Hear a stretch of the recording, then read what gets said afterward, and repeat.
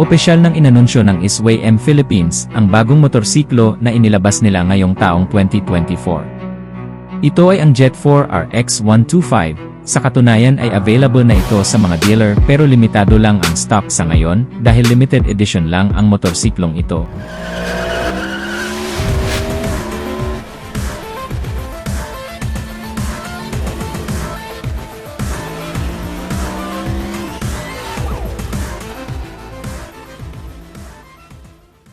Kaunting trivia lang muna tayo, alam nyo ba na ang SWAY-M Jet 4 RX 125 ay hindi na bago sa ibang bansa, matagal na ang modelong ito at kilalang kilala na ito sa mga European countries. Ayon sa mga review na napanood natin, maganda ang kanilang experience sa motorsiklo na ito, at napakaswerte natin, dahil bihirang mangyari na dalhin sa Pilipinas ang motor na meron sa mga European countries, kagaya na lamang ng SWAY-M Jet 4 RX 125. Pagdating sa forma ng motorsiklong to, mapapansin natin yung pagiging sporty looking niya, and at the same time adventure looking, manipis lang siya, hindi siya bulky. Tingin ko kasing size lang nito ang mga Mio ay 125 ng Yamaha. Pagdating sa kanyang headlight, napaka-aggressive ng design ng kanyang headlight, at naka-LED na ito kaya maliwanag din ang kanyang headlight. At ang kanyang mga signal lights dito nakapwesto sa taas kaya very visible ito kapag ka magsi-signal lights tayo. At isa pa sa maganda dito, meron na itong built-in hazard lights na very useful talaga, lalong-lalo na kapag ka may emergency situation at nakahinto tayo sa mga alanganing lugar. Sa harapang bahagi pa lang ng motor na ito ay very eye-catching na talaga, at pagdating sa kanyang tail light ay napaka-sporty din ang kanyang design at naka-LED na din ito kaya maliwanag na din.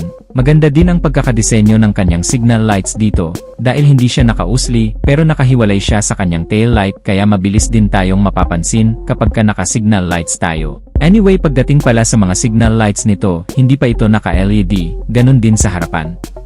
Naka-bulb type pa rin ito.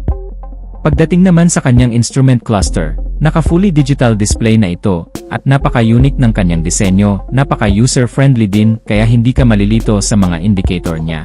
Nasa gitna ang kanyang speedometer, at meron pa siyang tachometer. Meron siyang fuel indicator, voltmeter, at meron na rin itong orasan, at isa pa sa nagpapadagdag ang ngas ng motorsiklong to. Yung kanyang naked handlebar mas nagiging adventurous looking at the same time sporty ang kanyang pormahan. Sa mga switches naman, kagaya lang din ng mga typical nating motor, nandito ang kanyang high beam at low beam, signal light at ang kanyang busina, sa kabila naman ang switch ng kanyang hazard light at ang kanyang push start.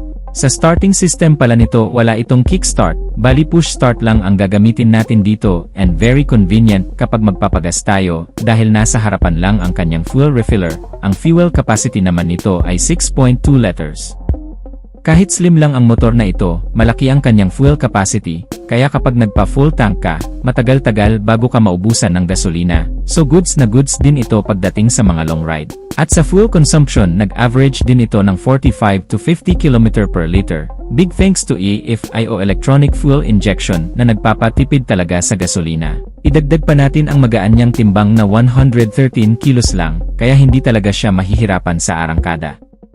Meron din siyang hook dito sa harapan, kaya meron tayong pagsasabitan ng mga dala-dala natin, at ang lapad ng kanyang footboard, kaya kung marami tayong dala-dala hindi tayo mahihirapan lalong-lalo na kapag galing tayo sa palengke. Goods na goods din to sa malayuang bayahe kasi pwede nating matuwid ang paa natin, dahil sa kanyang extended footrest, at isa pa sa nagustuhan ko sa motor na ito, dahil bukod sa maporma siya, dinisenyo talaga siya para sa convenience ng isang rider. Hindi naman pahuhuli sa teknolohiya ang motorsiklong ito, dahil nakaali na rin ito o anti-left engine hanger system, mas ini-improve nito ang riding stability, very useful yan lalong-lalo na kapag nasa high speed ka. Pagdating naman sa kanyang makina, ito ay 124.6cc, 4-stroke engine, single cylinder, 2 valves, single overhead cam. Pasok din ito sa emission standard dahil naka Euro 5 compliant na ito kaya walang kausok-usok, very eco-friendly, at naka EFI na rin ito o electronic fuel injection kaya matipid siya sa gasolina. Ang kanyang maximum power ay 8.4 kilowatts at 8,500 RPM with the maximum torque of 10.3 Nm of peak torque at 6,500 RPM. Hindi ka rin talaga mabibitin pagdating sa performance ng motorsiklong ito. Pagdating naman sa sukat ng gulong nito, dito sa harapan ay 110/70/12, sa likod naman ay 120/70/12, so pagdating sa kanyang gulong, malalapad ang kanyang mga gulong, kaya pagdating sa mga cornering talagang very stable at mas confident tayo. Naka full tire hugger na din ito kaya hindi basta-basta kakalat ang mga dumi, mga putik-putik kapag kanadaan tayo sa basang kalsada, at maganda yung kanyang mugs, color gray. Hindi na natin pang kailangang iparepaint kasi bagay naman sa kanyang kulay. Pagdating naman sa braking system, dito sa harapan ay naka-wavy disc brake na ito with 226mm, at naka 2 piston caliper na ito kaya malakas din ang kanyang stopping power. Naka CBS pa ito, o combined braking system, ibig sabihin kapag nagpreno ka sa rear brake, sasabay ng 30% yung kanyang front brake, then dito naman sa likuran ay naka drum brake ito. Sa suspension naman, telescopic fork sa harapan at naka-single shock naman sa likuran, pagdating naman sa kanyang upuan. Malapad din ang kanyang upuan at ang kanyang seat height ay 785mm, kaya perfect na perfect talaga ito sa mga beginner o hindi gaanong matatangkad na rider dito sa Pilipinas. Sa ilalim ng upuan nito meron itong storage, kaya meron tayong paglalagyan ng mga gamit natin, at dito na rin nakapwesto ang kanyang charging port, kaya pwedeng-pwede na tayong makapag-charge ng cellphone natin dito.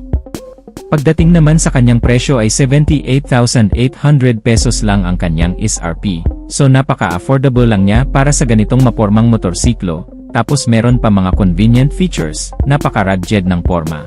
Ang tataba ng gulong, naka-flat and extended footrest, naka-naked handlebar, naka-fully digital display, merong hazard light at madami pang iba, kaya masasabi ko sa motorsiklong to na sobrang angas talaga, wala ka nang hahanapin pa. So ano ang masasabi nyo mga ka-Wizard Moto sa scooter na ito ng SWAY-M, ang SWAY-M Jet 4 RX125? Plano mo bang kumuha sa scooter na ito? Mag-comment lang sa comment section down below.